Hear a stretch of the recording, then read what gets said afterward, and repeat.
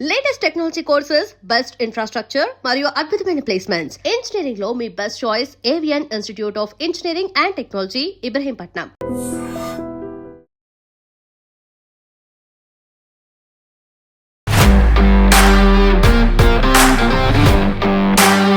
Hello అండి, నేను మీ రమేష్ దేవత్ని, career counsellor. Welcome to I dream career path. ఈరోజు మనతో పాటు స్టూడియోలో ఉన్నారు వడ్లమాని చంద్రశేఖర్ గారు, core academician and serial entrepreneur. సార్తో మాట్లాడి ఇప్పుడే జూనియర్ కాలేజ్ స్టార్ట్ అయ్యాయి కాబట్టి జూనియర్ కాలేజీలలో NEET at the same time JEE prepare అయ్యే స్టూడెంట్స్ ఎలాంటి జాగ్రత్తలు తీసుకుంటే బై 27 ఆర్ 28 పాస్ అయ్యే స్టూడెంట్స్ వాళ్ళు అనుకున్న లక్ష్యాన్ని రీచ్ అవుతారో సార్ని అడిగి తెలుసుకుందాం. Sir, welcome to I dream career path. Sir, thank you very much అండి. సార్, ఫైనల్గా ఆల్మోస్ట్ జూనియర్ కాలేజ్ అన్నీ స్టార్ట్ అయిపోయాయి. 10th క్లాస్ సక్సెస్ఫుల్గా ఫినిష్ చేసి ఇంటర్మీడియట్ ఎంపీసీ వాళ్ళు ఎంపీసీ, బైపీసీ వాళ్ళు బైపీసీ జాయిన్ అయ్యారు. సో బేసిక్గా 10th వరకు ఒక ఎత్తు సార్. 10th అయిపోయిన తర్వాత ఇంటర్మీడియట్లో జాయిన్ అయిన తర్వాత వాళ్ళ ఇష్టంతో కావచ్చు, చుట్టూ ఉన్న పరిస్థితుల వల్ల కావచ్చు, కొంతమంది ఎంపీసీ జాయిన్ అవుతున్నారు, కొంతమంది బైపీసీ జాయిన్ అవుతున్నారు. ఎంపీసీ వాళ్ళందరూ ఆటోమేటిక్గా జేఈ అని ఇవన్నీ ప్రిపేర్ అవుతూ ఉంటారు. At the same time BiPC వాళ్ళందరూ కూడా నీట్ అని ప్రిపేర్ అవుతూ ఉంటారు. బట్ ఈ స్టూడెంట్స్ అందరూ కూడా ఎంపీసీ వాళ్ళు మ్యాథ్స్ మీద పెట్టినంత ఫోకస్, బైపీసీ వాళ్ళు బాటనీ జువాలజీ మీద పెట్టినంత ఫోకస్ కెమిస్ట్రీ మీద పెట్టడం లేదు సార్. సో బేసిక్గా కెమిస్ట్రీలో మీరు మంచి సీనియర్ ఫ్యాకల్టీగా కూడా ఉన్నారు కాబట్టి, సో వాళ్ళు డే 1 నుంచే ఎలా ప్రిపేర్ అయితే వాళ్ళు అనుకున్న గోల్ రీచ్ అవుతారు సార్? థ్యాంక్స్ అండి. Please, I'm actually privilege to be here. Okay. అసలు యాక్చువల్గా ముఖ్యమైన విషయం ఒకటి చెప్పదలుచుకున్నానండి సార్. అంటే ఏం జరుగుతుందంటే, మనం రాస్తున్న పరీక్ష ఏదైతే ఉందో ఓకే, అది జేఈ కానీ నీట్ కానీ, ఓకే, అసలు అందరికీ తెలియాల్సిన విషయం ఏంటంటే ఇట్స్ అన్ యాప్టిట్యూడ్ ఎగ్జామ్ అండి. ఓకే. యాప్టిట్యూడ్ అంటే జనరల్ యాప్టిట్యూడ్ కాదు, okay, science aptitude exam. Okay, మనం సైన్స్ యాప్టిట్యూడ్ ఎగ్జామ్ రాస్తున్నాము అన్న విషయం ఓకే, ఏ పిల్లలకి తెలీదు, ఎవరు చెప్పరు. ఓకే, సిలబస్ ఇచ్చాము, డౌన్లోడ్ చేసుకున్నాము, దాని మీద మనం ప్రిపరేషన్ చేద్దాం అనుకుంటారు కానీ ఓకే, ఎప్పుడైతే పిల్లడికి అది సైన్స్ యాప్టిట్యూడ్ ఎగ్జామ్ అని తెలీదో, ఓకే, యాప్టిట్యూడ్ ఎగ్జామ్కి ఎలా ప్రిపేర్ అవుతాడో కూడా తెలీదు. ఓకే. అసలు యాప్టిట్యూడ్ ఎగ్జామ్కి ఎలా ప్రిపేర్ అవ్వాలి, ఎందుకు, ఏమిటి, ఎలా, ఈ మూడు కూడా తెలుసుకోకుండా ప్రిపరేషన్ మనం చేస్తూ ఉంటే దానిలో మనం ఆఖరికి రోట్ లెర్నింగ్ వైపే వెళ్తాం తప్పితే మనం కాన్ఫిడెంట్గా ఒక ఎగ్జామ్ రాసే పరిస్థితి అయితే ఉండదు. ఓకే. సో నేను ఈ 10th క్లాస్ పాస్ అయిన వాళ్ళందరికీ ఇప్పుడు కొత్తగా ఇంటర్మీడియట్ ఎక్కడైతే జాయిన్ అవుతున్నారో వాళ్ళకి ముఖ్యంగా చెప్పే విషయం ఏమిటంటే ఇది యాప్టిట్యూడ్ ఎగ్జామ్. ఓకే. సో మీరు చదివేటప్పుడు ఫ్రమ్ డే 1 ఓకే, మీరు కొంత టైం తీసుకుని స్వంతంగా మీరు పుస్తకాలు ఇప్పి చదవాల్సి ఉంటుంది. ఓకే. అప్పుడు మాత్రమే మీకు డౌట్స్ వస్తాయి. ఓకే. అంతేగాని కాలేజీలకు వెళ్ళిన తర్వాత వాళ్ళు రాసిన మటీరియల్, వాళ్ళు రాసినవి సాల్వ్ చేస్తాను అనుకుంటే, పీవైక్యూస్ ఒక్కటే సాల్వ్ చేస్తాను అనుకుంటే పరీక్ష కేంద్రంలో ఫంబుల్ అయ్యే అవకాశం ఉంది. ఓకే. సో ఎప్పుడైతే మీరు సైన్స్ యాప్టిట్యూడ్ అన్నది పదం వాడుతున్నారో, ఓకే, మీరు టెక్స్ట్ బుక్ లో ప్రిస్క్రైబ్ చేసే టెక్స్ట్ బుక్స్ లోంచి ప్రతి దాన్ని కూడా చదువుకుంటూ దానికి ఎందుకు ఇలా అయింది, ఏమిటి అన్నది తెలుసుకోకపోతే మీరు ఎన్టీఏ పెట్టిన ఎగ్జామ్ లో ఫంబుల్ అవ్వడం ఖాయం. ఓకే. అంటే మీరు ప్రిపరేషన్ చేసేస్తారు, వీకెండ్ ఎగ్జామ్స్ రాసేస్తారు, మార్కులు వస్తుంటాయి వీకెండ్స్ లో, గాన ఆ మార్కులు మీకు ఎగ్జాక్ట్ గా రెప్లికాగా మీకు తేలవు పరీక్షలో. ఓకే. దీనికి కారణం ఏంటంటే మీరు తెలుసుకోవాల్సింది ఇది ఒక యాప్టిట్యూడ్ ఎగ్జామ్. ఓకే. సో నేను పిల్లలకి ఇచ్చే సలహా ఏంటంటే మొదటి రోజు నుంచి మీరు 3 నుంచి 4 గంటల సేపు లేదా మినిమం 2 అవర్స్ అయినా కానీ మీరు సొంతంగా చదువుకోవాల్సి వస్తుంది. అప్పుడు మాత్రమే ఆ క్రియేటివిటీ అన్నది ఉంటుంది. నార్మల్ గా మీరు చూస్తే పుట్టినప్పటి నుంచి 12 years వరకు if you try to draw a graph, ఏమండి, ఏజ్ కి ఇంటెలిజెన్స్ కి, ఇది జాగ్రత్తగా వినాలి ప్రేక్షకులు. ఓకే. సో ఏం చెప్తున్నానంటే ఏజ్ కి ఇంటెలిజెన్స్ కి if you draw a graph, ఆ intelligence graph is so exponential and it will try to actually saturate at 12th class. అంటే 17 ఏళ్ల వరకు ఇంటెలిజెన్స్ పెరుగుతుంది. బీటెక్ లో ఇంటెలిజెన్స్ పెరగదు. వాళ్ళు ఏం చెప్తున్నారో అవును అలాగే అన్నది అవగాహన కలుగుతుంది, కానీ ఇంటెలిజెన్స్ అన్నది పుట్టినప్పటి నుంచి 12th క్లాస్ వరకు మనకి పెరుగుతూ ఉంటుంది. సో కొత్తగా 10th క్లాస్ పాస్ అయిన వాళ్ళు అని మీరు అంటున్నారు కాబట్టి వాళ్ళకి ఆ ఇంటెలిజెన్స్ కి ఇంకా 2 years ఉంది కాబట్టి యాప్టిట్యూడ్ ఎగ్జామ్ అని ఫస్ట్ కాలేజీల్లో చెప్పాలి. మన దురదృష్టం ఏంటంటే ఏ కాలేజీల్లో కూడా అక్కడ టీచింగ్ స్టాఫ్ కానీ, అంటే అందరూ కాదు, ఇప్పుడున్న పరిస్థితులు, ముందరున్న పరిస్థితులు వేరు. ముందరున్న టీచర్స్ ఉండేవారు, మంచి టీచర్స్ ఉండేవారు, ఇవి ఉండే. ఇప్పుడు ప్రస్తుతం టీచింగ్ చేసే వాళ్ళకే 90% మందికి అది ఒక యాప్టిట్యూడ్ ఎగ్జామ్ గా అసలు గుర్తించటం లేదు. ఓకే. ఎప్పుడైతే గుర్తించరో వీకెండ్ పరీక్షలు పెడుతూ ఉంటారు, వీళ్ళు చదివింది వేరు, వీళ్ళకి మార్కులు వస్తుంటాయి కానీ ఎన్టీఏలో సీట్ రాదు. Right sir. As a career కౌన్సిలర్గా నేను స్టూడెంట్స్తో రెగ్యులర్గా చాలామంది స్టూడెంట్స్తో మాడుతూ ఉంటాను, పేరెంట్స్తో మాడుతూ ఉంటాను సార్. 950, 980, 990 కూడా వస్తాయి మార్క్స్. ఎంసెట్లోకి వచ్చేపాటికి, ఈఏపీ సెట్లో వచ్చేపాటికి 50,000, 60,000, 70,000 ర్యాంకు. జేఈలో 65%, 70% వస్తుంది. అంటే వీళ్ళు ఇంటర్మీడియట్ని ఈ నీట్ కానీ జేఈ కానీ మేనేజ్ చేయలేకపోతున్నారు. ఎలా బ్యాలెన్స్ చేయాలి సార్ దీన్ని ఫస్ట్ నుంచే? అద్భుతమైన విషయం ఏంటంటేనండి, I will tell you what. Okay sir. అసలు ఇంటర్మీడియట్ ని, ఐఐటి, జేఈని దాన్ని బ్యాలెన్స్ చేయడం ఏంటండి? అసలు బ్యాలెన్స్ చేయడం అన్న పదం మీరు అడుగుతున్నారంటే అంటే ఏ రకంగా మన కాలేజీ వ్యవస్థ ఉన్నదన్నది ఒకసారి ఆలోచించాలి. బయట అంతా అలాగే ఉంది. అలాగే ఉంది కాబట్టి మీరు ఇంటర్మీడియట్ జాయిన్ అయ్యాడు, వాడు మార్నింగ్ సెషన్ ఇంటర్మీడియట్ చదువుతాడు, ఈవినింగ్ అంతా నీటు జేఈ అన్ని హాస్టల్ కాలేజీలు అన్ని అలాగే ఉన్నాయి. అలాగే ఉన్నాయి కాబట్టి మీరు ఆ ప్రశ్న అడుగుతున్నారు. యాక్చువల్గా అందుకే అడుగుతున్నారు. అద్భుతమైన విషయం ఏంటంటే మీరు ఏ అకాడమిషియన్ నేను అడగండి, దీనంత నాన్ సెన్స్ ఇంకోటి ఉండదు. ఓకే. ఎందుకంటే మీరు చెప్పండి, మీరు చదువుకున్నారు కదా, ఏదో ఒక అటామిక్ స్ట్రక్చర్ మీరు చదువుతున్నారు, దానికి నీట్ ప్రిపరేషన్ కి ఇంటర్మీడియట్ కి తేడా ఏముంటుందండి? మీరు సపరేట్ చేశారు. ఓకే. మీరు సపరేట్ చేశారు కాబట్టి వాడు సపరేట్ అయ్యి అదే అవగాహనలో వెళ్తున్నాడు. ఏమండి, పరమాణువు గురించి మీరు మాట్లాడేటప్పుడు పరమాణువు ఏంటది ఎన్టీఏలోని ఇంజనీరింగ్ లోని వేరుగా ఉండదుగా, నీట్ పరీక్షలో వేరుగా ఉండదుగా. అంటే మీరు ఆ పిల్లడికి చెప్పడం మానేశారు అది. సో మీరు ఒక లెసన్ చదువుతున్నప్పుడు, మన ఇండియాలోనే ఉందండి, ముఖ్యంగా తెలుగు స్టేట్స్ లోనే ఈ వ్యవస్థ. ఏమండి, నీట్ వేరు ఇంటర్మీడియట్ వేరు అనేది. అందుకే ఏమవుతుందంటే 980 కాదు కదా, 1000కి 1000 మార్కులు వచ్చిన వాళ్ళకి కూడా ఇక్కడ సీట్ రాదు. ఏది ఇంజనీరింగ్ లో సీట్ రాదు, ఎన్ఐటీస్ లో రావు, ఐఐటీస్ లో రావు. ఎందుకు? ఇటువంటి సపరేషన్ అన్నది దీనంత మూర్ఖత్వం, ఇడియాటిక్ అండ్ స్టూపిడిటీ ఇంకోటి లేదు. ఇది చదువుకున్న వాళ్ళకి తెలుస్తుందండి. ఏమండి, ఆ వ్యవస్థ అలా క్రియేట్ చేసి పిల్లల్ని కూడా అందులో తోసే ప్రయత్నం చేస్తున్నారు. ఒక లెసన్ చదువుకుంటే కాంప్రిహెన్సివ్ గా నేను చదువుకోవాలి. మీరు ఒక టెక్స్ట్ బుక్ తీస్తారు, ముందర ఒక సబ్ టాపిక్స్ ఉంటాయి, సబ్ టాపిక్ తర్వాత ఎక్సర్సైజ్ ఉండటం లేదా అండి? ఎక్సర్సైజ్ ఉండటం లేదా? దానికి మీరు ఆబ్జెక్టివ్ టైప్ క్వశ్చన్లు ఉండటం లేదా? దీన్ని ఎందుకు సపరేట్ చేస్తున్నారండి? సో ఈ రకంగా విద్యని పిల్లడికి ఫస్ట్ చేసే ప్రాబ్లం ఏంటంటే వీళ్ళు అసలు ఫస్ట్ చెప్పడం మానేశారు. ఎందుకు, ఏమిటి, ఎలా అన్న చెప్పటాలి. ఇంకొక అడుగు ముందర కేసు చెప్తున్నాను. ప్రస్తుతం ఉన్న పరిస్థితుల్లో ఆశ్చర్య కలిగే విషయం ఏంటంటే, రిడిక్యులస్ అన్నమాట, హాస్యాస్పదంగా మారింది ఏంటంటే, ఒక ఫ్యాకల్టీ అంటే చూడండి, ఒక ఫ్యాకల్టీ ఏ నోట్స్ చెప్పాలో కాలేజీలు నిర్ణయిస్తున్నాయి. చాలా కాలేజీలు నిర్ణయిస్తున్నాయి అంటే అక్కడ ఉన్న ఫ్యాకల్టీ మీద వాళ్ళకే నమ్మకం లేదై ఉండాలి. రెండోది, ఫ్యాకల్టీకి ఒక అసెస్మెంట్ మీద ఒక అవగాహన లేకపోయి ఉండాలి. మీరు చెప్పే నోట్స్ ని వాళ్ళు నిర్ణయిస్తున్నారంటే ఏ రకంగా మనం ఆ పరీక్షకి పిల్లల్ని తీసుకెళ్తున్నాం అన్నది చూడండి. అదే సార్, మార్నింగ్ 5 నుంచి ఈవినింగ్ 8, 9 వరకు వీళ్ళకి క్లాసులు, స్టడీ అవర్లు, జూనియర్ లెక్చరర్లతోని ఇవన్నీ ఉండి వాళ్ళు రుబ్బేస్తున్నారు, వాళ్ళు పిండి రుబ్బేస్తున్నారు.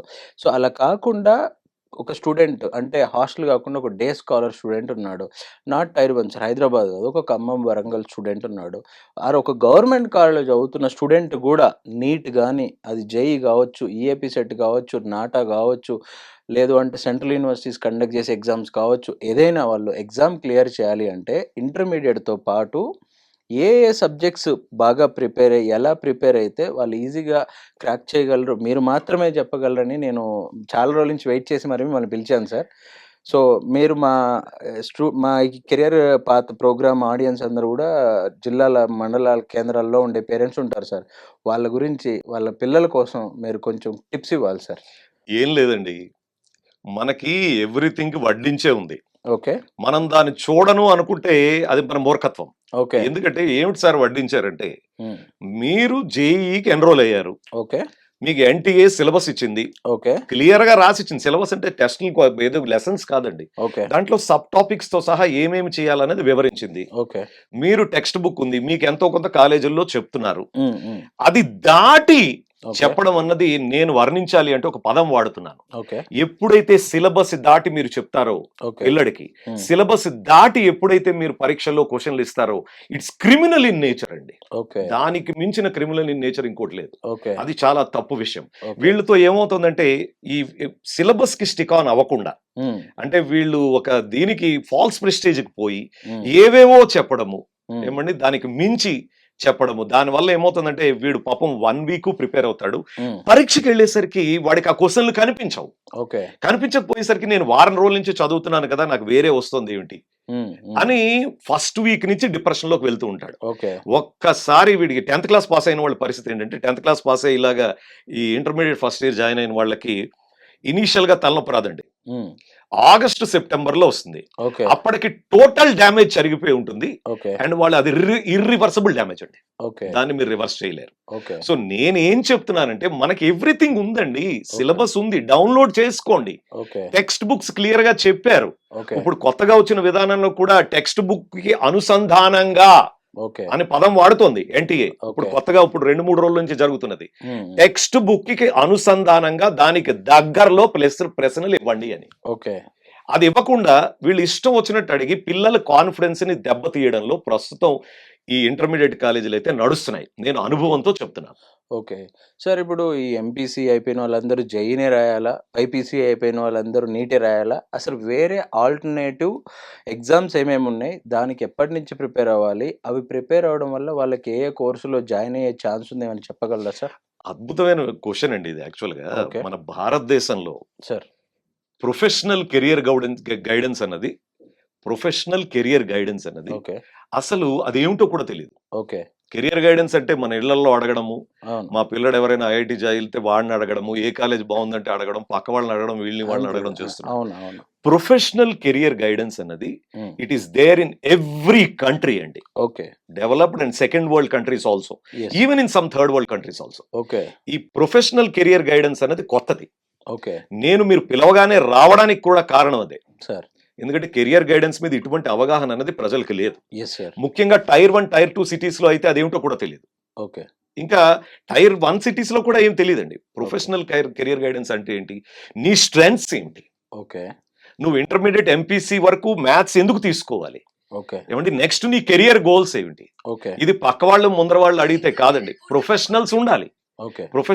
వాళ్ళు ఒక సైకోమెట్రిక్ టెస్ట్ అని చేస్తారు. అవును. అది ఎవరికీ తెలియదు. ఓకే. అది ఒక అవగాహన లేదు.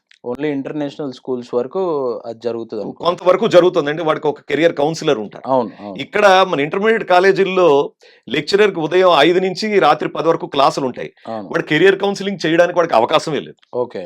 ఇప్పుడున్న పరిస్థితుల్లో వాళ్ళకు కూడా కెరియర్ గోల్స్ అంటే ఏమీ లేవు. అవును. అంతా కమర్షియల్ అయిపోయింది కాబట్టి. అవును. సో ఇప్పుడు యాక్చువల్ గా ప్రొఫెషనల్ గా కెరియర్ గైడెన్స్ చేస్తే ఉమ్, పిల్లల యొక్క స్ట్రెంగ్స్ తెలుస్తాయి, ఎస్. వాళ్ళ కెరియర్ గోల్స్ తెలుస్తాయి, ఎస్. ఇంటర్మీడియట్ వరకు మ్యాథ్స్ ఎందుకు అవసరం ఓకే. అన్నది కూడా వాళ్ళే చెప్తారు. ఎందుకు అవసరం అన్నది ఒక చిన్న ఉదాహరణ చెప్తున్నాను. మీరు ఇక్కడ నుంచి రాసే ఎంబీఏ పరీక్షలు కానీ, రేపు పొద్దున్న గేట్ ఎగ్జామ్ రాయడం కానీ, లేకపోతే జీమాట్ ఎగ్జామ్ రాయడం కానీ, ఇంకేదైనా రాసేటప్పుడు కొన్ని గ్రాఫ్స్ ఉంటాయి, డాటాస్ ఉంటాయి. మీరు మ్యాథ్స్ నుంచి తప్పించుకుంటారు ఇంటర్మీడియట్ లోనే 10th క్లాస్ తర్వాత అని అనుకుంటే కొంచెం ఇబ్బందికరమైన విషయమే. ఎందుకంటే ఇవాళ రేపు ప్రతిదీ everything is analysed. Yes. Analysis చేస్తున్నప్పుడు మీకు మ్యాథమెటిక్స్ మీద కొంచెం అవగాహన ఉండడం అనేది మోస్ట్ ఇంపార్టెంట్. ఓకే. సో నేను ఇప్పుడు పిల్లలకి అంటే తప్పనిసరి పరిస్థితుల్లో తప్పితే ఉమ్, నాకు ఇంకా మ్యాథ్స్ ఏమీ రాదు, నా వల్ల కాదు అని కాన్ఫిడెన్స్ దెబ్బతినిపోతుంది. ఉమ్, ఎందుకంటే ఈ 10th క్లాస్ పిల్లల్ని ఉమ్, డ్యూ టు వేరియస్ రీజన్స్. అలా కాదు, నేను మ్యాథ్స్ కొంచెం మేనేజ్ చేయగలుగుతాను అంటే ఐ ప్రిఫర్ ఇంటర్మీడియట్ వరకు మ్యాథ్స్ అన్నది చదువుకోవడం చాలా మంచిదండి. ఆ తర్వాత కావాలంటే కెరియర్ మార్చుకోవచ్చు. Okay. If you have a very good communication skills you can go in as a lawyer. Okay. ఇప్పుడు ఈరోజు దేశంలో లా కోర్స్ అన్నది ఉన్నది, ఎస్. కానీ ఐ థింక్ మీరు టీవీ ఇప్పితే చాలా 2-3 లాయర్సే కనిపిస్తారు. అవును. Reason for that is absolutely there are no communication skills, no professionalism, ఒక ప్రాబ్లమ్ సాల్వింగ్ స్కిల్స్ లేవు. ఎస్. ఇవన్నీ లేకపోవడం వల్ల అక్కడ గ్యాప్ ఉంటుంది. ఎస్. అలాగే there are several other goals అండి. You Yes, can sir. Get into fashion designing. Yes. Smart cities అని పెట్టేశారు. ఎస్. స్మార్ట్ సిటీస్ అంటే ఏంటి, ఇన్ఫ్రాస్ట్రక్చర్ కట్టడం కాదు కదా. Yeah yeah. So smart cities is a function of people. Yes sir. వాడి pant వేసుకుంటాడు, షర్ట్ వేసుకుంటాడు, టై ఎలా వేసుకోవాలో తెలియదు. ఓకే. ఏమండి, కానీ ఎకరం భూమి మాత్రం మీకు ఉంటుంది 10 కోట్లు 20 కోట్లు ఎస్ సార్. సిటీస్ లో. ఆ సిటీస్ లో మనుషులకి అంటే ఇంకా అంటే మనం డెవలప్డ్ కంట్రీ అనుకుంటున్నాం కాబట్టి ఎస్ సార్. ఏమండి ఇవన్నీ ఉన్నాయి. సో అందుకని there are several right sir. Sir మీరు ఇందాక మాట్లాడుతూ ప్రాబ్లమ్ సాల్వింగ్ అన్నారు. ఇవాళ ఏ కంపెనీ ఇది, whether it is a manufacturing company or agriculture based company or IT sector, hospital sector, ప్రతి ఎంప్లాయీలో చూసేది ఫస్ట్ అడిగేది ఒక ప్రాబ్లం వచ్చింది, దాన్ని సాల్వ్ చేయగలవా లేదా, ప్రాబ్లమ్ సాల్వింగ్. ఆ ప్రాబ్లమ్ సాల్వింగ్ అనేది యాక్చువల్గా స్కూల్ ఎడ్యుకేషన్ లెవెల్లోనే పడాలి సార్. బట్ మన స్కూల్ ఎడ్యుకేషన్ సిస్టంలో ఎక్కడ కూడా ప్రాబ్లమ్ సాల్వింగ్ గురించి ఏమీ టీచ్ చేయరు. సో దీని గురించి మీరు ఏం చెప్తారు సార్? అసలు ఎవరికైతే ప్రాబ్లమ్ సాల్వింగ్ స్కిల్స్ ఉంటాయో, ఓకే. ఏమండి general problem solving skills, okay. వాళ్ళని నేను ట్రైన్ చేయడం నాకు ఒక గంట పని అని ఓకే. కంపెనీస్ ఆలోచిస్తాయి. Okay. Reverse is not true. Okay. Problem solving skills లేకుండా మీరు 1 ఇయర్ ట్రైనింగ్ ఇచ్చినా కానీ వాడికి ఏమీ అర్థం. ఓకే. సో ఈ ప్రాబ్లమ్ సాల్వింగ్ స్కిల్స్ కే సినానిమస్ వర్డ్ అంటే దీనికి తెలుగులో ఏమంటారంటే దీనికి కరెక్ట్ మీనింగ్ ఏమిటి అంటే అదే నేను చెప్పేది యాప్టిట్యూడ్. ఓకే. ఆ యాప్టిట్యూడే మిస్సింగ్. మీరు కరెక్ట్ గా చెప్పారు, స్కూల్స్ లోనే ఇవి జరగాలి కదా అని. అవును. స్కూల్స్ లోనే జరగాలి. ఓకే. ఎందుకంటే మనం చూడండి, చిన్న పిల్లతో మనం రోడ్డు మీద నడిచామనుకోండి, జస్ట్ 1 ఇయర్ పిల్లతో, హ్మ్. ఆ పిల్ల అడిగే ప్రశ్నలకి మీరు విసుగెత్తిపోతారు. ఓకే. అది తెలివి. ఓకే. అదే తెలివి. ఓకే.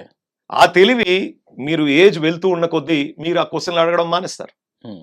ఇంకా ఎప్పుడైతే ఎదురుకుండా పాఠం చెప్పేవాడు మిమ్మల్ని కసరడం కానీ, అతనికే తెలియదన్న ఒక అవగాహన కానీ వీళ్ళకి కలిగితే ఓకే. ఇంక అక్కడి నుంచి ఐ థింక్ అక్కడ స్టాప్ అయిపోతుందండి. ఓకే. అక్కడ ఇంటెలిజెన్స్ అయితే స్టాప్ అయిపోతుంది. ఓకే. ఇది జరుగుతున్నది స్కూల్లో. యాక్చువల్ గా ప్రపంచం మొత్తంలో కరోనా తర్వాత if there is any scarce commodity in this Okay. Universe, it is teachers. అచ్చా. Good teachers, quality teachers. Yes. ఏమండి అదైతే ఉన్నదన్నమాట. అది నిన్ననే నాకు అర్థమైంది సార్. నేను నిన్న విజయవాడ నుంచి ట్రావెల్ చేస్తుంటే నా పక్కన కృష్ణ చైతన్య గారని, మీరు ఎలాగైతే ఇంటర్మీడియట్ వాళ్ళకి కెమిస్ట్రీ బుక్స్ ఇవన్నీ ఎలా ఇది చేశారో వాళ్ళకి స్కూల్ లెవెల్లో సిలబస్ అవన్నీ ఇస్తూ ఉంటారనమాట. వాళ్ళు సిలబస్ తయారు చేస్తూ ఉంటారు అని చెప్తా ఉన్నాడు. మేము ఒక సిలబస్ ఇస్తే దాన్ని అర్థం చేసుకొని చెప్పే ఫ్యాకల్టీ టీచర్స్ లేరు స్కూల్స్లో, ఈవెన్ పెద్ద పెద్ద స్కూల్స్లో కూడా లేరు. చాలా ఇబ్బంది అవుతుంది, ఇలాగే ఉంటే నెక్స్ట్ జనరేషన్ అంతా కూడా ప్రాబ్లం అవుతుంది అని చెప్పి. బట్ దీనికి ఈ గ్యాప్ని ఎలా ఫిల్ చేయాలి సార్? ఎక్కడ ఉంది సార్ సొల్యూషన్ దీనికి? ప్రస్తుతం గ్యాప్ ఏంటంటేనండి, మీరు ఒక్కసారి చూడండి, టీచర్ ట్రైనింగ్ అంటారు. అవును. నేనేమంటున్నానంటే, గవర్నమెంట్ ఎలాగా టీచర్ ట్రైనింగ్ కాలేజెస్ ఉన్నా మీకు కూడా తెలుసు, బిఎడ్ లో ఏం జరుగుతుందన్నో తెలుసు.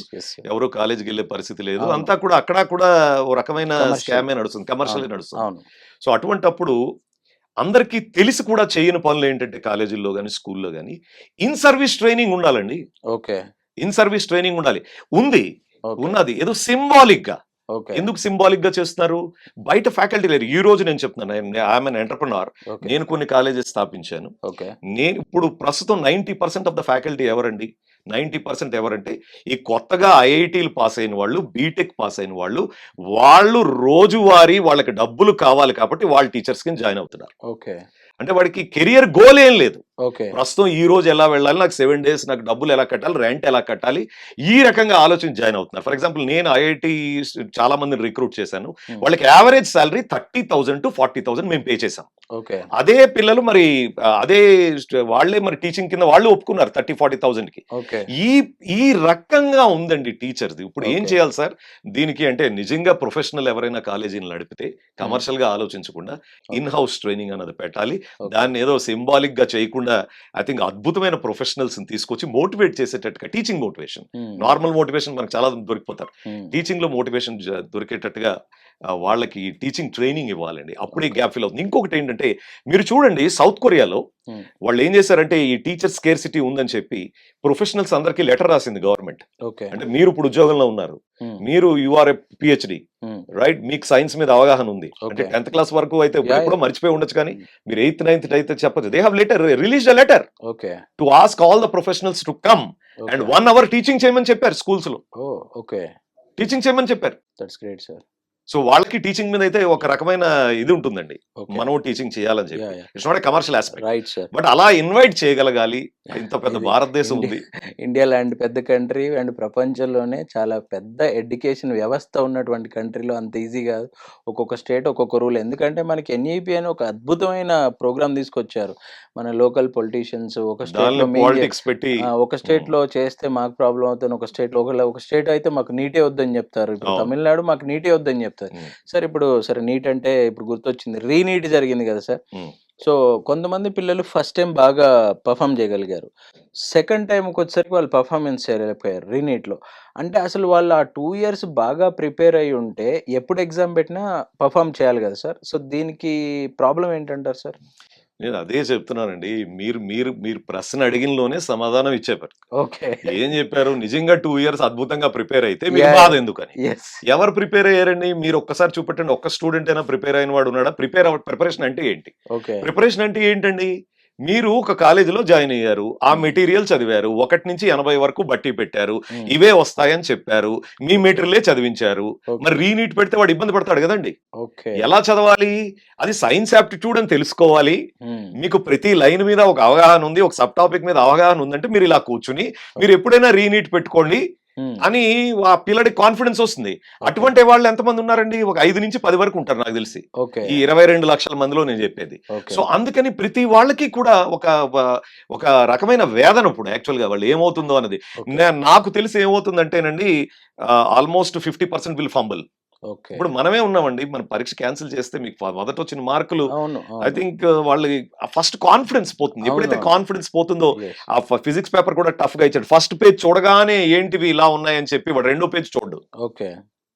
రెండో పేజ్ చూడకపోయేసరికి దెన్ ఒక రకంగా చెప్పాలంటే స్టూడెంట్స్ జీవితాలతో ఇంత దారుణంగా ఏమంటే ఇండిపెండెన్స్ ఇండియాలో ఇంత దారుణంగా జరిగినది ఏదైనా సంఘటన ఉంది అంటే ఇదేనండి.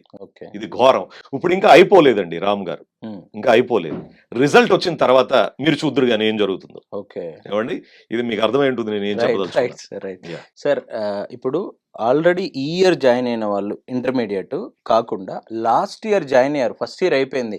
సరే ఫస్ట్ ఇయర్ వాళ్ళు ఎలా ప్రిపేర్ అయ్యారో, ఇంటర్మీడియట్కి ఎలా ప్రిపేర్ అయ్యారో తెలియదు, జైకి ఎలా ప్రిపేర్ అయ్యారో తెలియదు. అట్లీస్ట్ ఈ 8 months, మార్చిలో ఎగ్జామ్స్ ఉంటాయి, ఆల్రెడీ మనం జూలైలో ఉన్నాం, ఇది ఒక 7 months, 2 months, 8-9 months ఉంది వాళ్ళ ఎగ్జామ్స్కి. ఈ 8 months వాళ్ళు ఎలా ప్రిపేర్ అయితే వాళ్ళు ప్రాపర్గా వాళ్ళు అనుకున్న గోల్ని రీచ్ అవుతారు సార్? అది జై ర్యాంక్ కావచ్చు, నీట్ ర్యాంక్ కావచ్చు. రైట్ అండి, చాలా స్పెసిఫిక్ గా చెప్తున్నాను. ఇప్పుడు పిల్లలకి సంబంధించింది కాబట్టి చాలా స్పెసిఫిక్ గా చెప్తున్నాను. అంటే మీరు అన్నది సెకండ్ ఇయర్ లో ఉన్న వాళ్ళు ఇప్పుడు ఇంకొక 6 నెలలు ఉంది అన్నదానికి. 6 నెలలు అయితే జనవరి స్లాట్ కి ఉంది జేఈ మెయిన్, నీట్ అయితే మేలో జరుగుతుంది. వీళ్ళిద్దరికి కలిపి ఒకటే చెప్తున్నాను ఏంటంటే, ఫస్ట్ అండి సిలబస్ అయిపోయిన తర్వాత, నాకు తెలిసి అయిపోతుంది ఈ వీక్ లో అయిపోతుంది, ఈ నెలలోనే అయిపోతుంది. సిలబస్ అయిపోయిన తర్వాత they are first of all ఏం చేయాలంటేనండి, ఇది అసెస్మెంట్ బేస్డ్ ఎగ్జామ్, అంటే ఒక పరీక్ష కోసం చదువుతున్నాం. ఒక పరీక్ష కోసం చదువుతున్నప్పుడు ఏదైతే మనం మెయిన్ పరీక్ష రాస్తామో అది ఒక నాన్ ఈవెంట్ కింద పాస్ అవ్వాలి. అదొక ఈవెంట్ కింద కాదు, అదొక నాన్ ఈవెంట్ కింద వెళ్ళిపోవాలి మన జీవితంలో. వెళ్ళిపోవాలంటే ఏం చేయాలండి, అటువంటి ఈవెంట్లు మీరు ప్రతి వీకు కూడా దాని మీద మీరు ప్రయత్నం చేయాలి. అంటే ఏంటి సార్ స్పెసిఫిక్ గా చెప్పండి అంటే, మీరు సిలబస్ అయిపోయిన తర్వాత వీక్లీ 3 ఎగ్జామ్స్ తీసుకోండి. పిల్లలందరూ ఏం చేస్తుంటారంటే PYQs తీస్తుంటారు, లాస్ట్ ఇయర్ అడిగే క్వశ్చన్లు, దానివల్ల ఉపయోగం లేదు. మోడల్ పేపర్స్ తీసుకోండి. వీకు 3 మోడల్ పేపర్స్ ఆన్సర్ చేయండి. చేసిన తర్వాత ఇమ్మీడియట్ గా కీ చూసుకున్న తర్వాత వెంటనే సొల్యూషన్స్ చూసుకోండి. అలాగా మొత్తం సిలబస్ అంతా కవర్ అయ్యేటట్టు చూసుకోవాలి. అంతేగాని మీరు సిలబస్ అయిపోయినా గానీ నేను పర్టికులర్ చాప్టర్ చదువుకుంటాను, 10 గంటలు చదువుతాను అన్నది ఇక్కడ నడవదండి. సో ఇక్కడ జూలైలో ఆగస్ట్ లోనే సిలబస్ అయిపోయిన తర్వాత మీరు వీక్ కి, క్లియర్ గా చెప్తున్నాను స్టూడెంట్స్ కి, వీక్ కి ఒక 3 అసెస్మెంట్ ఎగ్జామ్స్, మోడల్ పేపర్స్ అండి, ప్రీవియస్ ఇయర్ క్వశ్చన్స్ కాదు, మోడల్ పేపర్స్ ఎక్కడైనా దొరుకుతాయి, అవి ఆన్లైన్ లో కూడా దొరుకుతాయి. దాంట్లో కీ ఉండేటట్టు చూసుకోండి. ఫర్ ఎగ్జాంపుల్ ఇప్పుడు రాత్రి 9 నుంచి 12 వరకు మీరు ఆ పేపర్ రాసిన తర్వాత 5 minutes లో కీ పెట్టచ్చు. 5 నిమిషాల్లో కీ పెట్టిన తర్వాత మొత్తం పేపర్ ఆన్సర్ చేయడానికి మీరు తప్పులు చేసిన వెంటనే సొల్యూషన్స్ ఉంటాయి.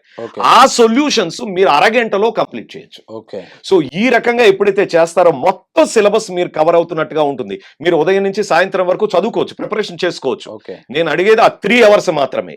వీళ్ళు ఏం చేస్తారంటే ఈ జనవరి వరకు కాలేజ్ వాళ్ళు కూడా ఏం చేస్తారంటే మళ్ళా లెసన్ వైజ్ టెస్టులు పెడుతూ ఉంటారు.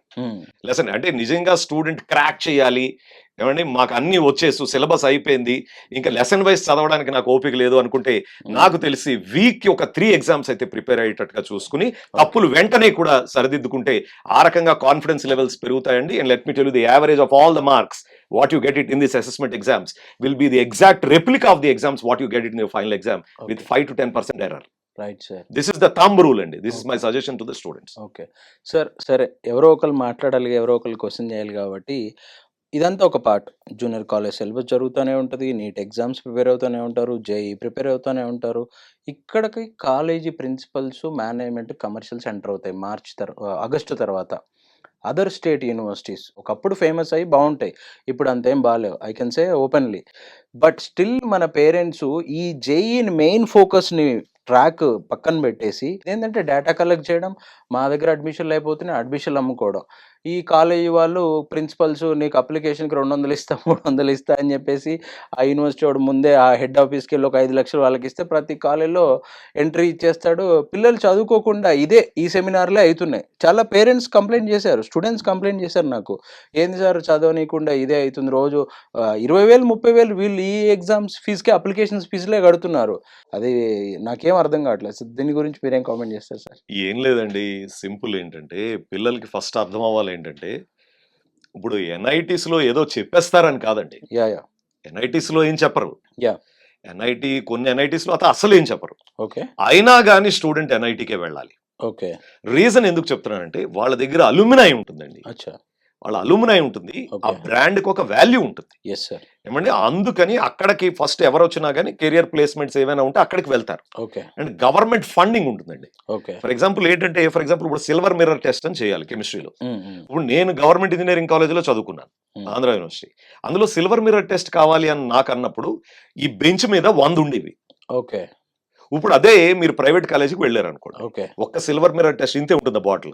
అది వెళ్తే వాడు ఒక 1/2 కిలోమీటర్ నడుస్తాడు కాలేజీలో, వెళ్ళి ఓ లాకర్ తీస్తాడు, వాడు చెయ్యంతా లోపల పెట్టి అది తీస్తాడు అనమాట. అదే ఒక ఈవెంట్ లా ఉంటుంది. ఓకే ఇది పెద్ద తేడా అండి ప్రైవేట్ కాలేజీలకిను ఈ గవర్నమెంట్ కాలేజీలు. అంటే మీకు at your disposal you are so many things అనమాట. ఓకే అండ్ ఇంకొకటి స్ట్రాంగ్ అల్యూమినై ఉంటుంది. ఐఐటీస్ ఎందుకు జాయిన్ అవుతారండి? ఐఐటీస్ లో చెప్పేస్తున్నారని కాదు, Yeah, బిట్స్ ఉంది. yeah. BITS has a strong alumni. Okay అంటే బిట్స్ లో చదివిన వాళ్ళు ఎవ్వరూ కూడా అన్ఎంప్లాయిడ్ గా ఉండరు.